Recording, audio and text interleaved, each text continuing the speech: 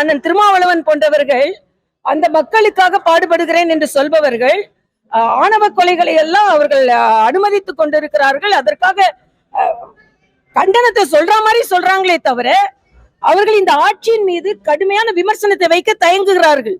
வெளியே சொல்றாங்களே தவிர அறிவாலயத்துக்குள்ள போயிட்டு நான் எப்படினாலும் அங்க கூட்டணி தான் இருப்போம் அப்படின்னு சொன்னா ஆணவ கொலை அதை தடுக்கப்பட வேண்டும், வேங்கை வயல் மாதிரி ஒரு நிகழ்வு நடக்கக்கூடாது என்ற ஒரு உறுதியாக சொல்லுகின்ற தன்மை அவர்கிட்ட இல்லை என்பதுதான் எனது கருத்து.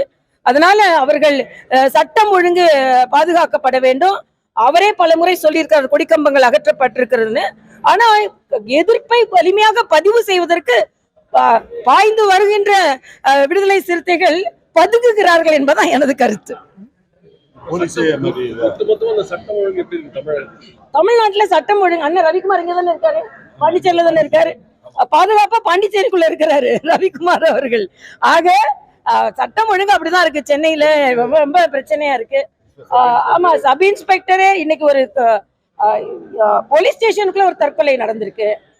போலீஸ்காரர் கொல்லப்படுகிறார், போலீஸ்காரங்க மற்றவங்களை கொல்றாங்க.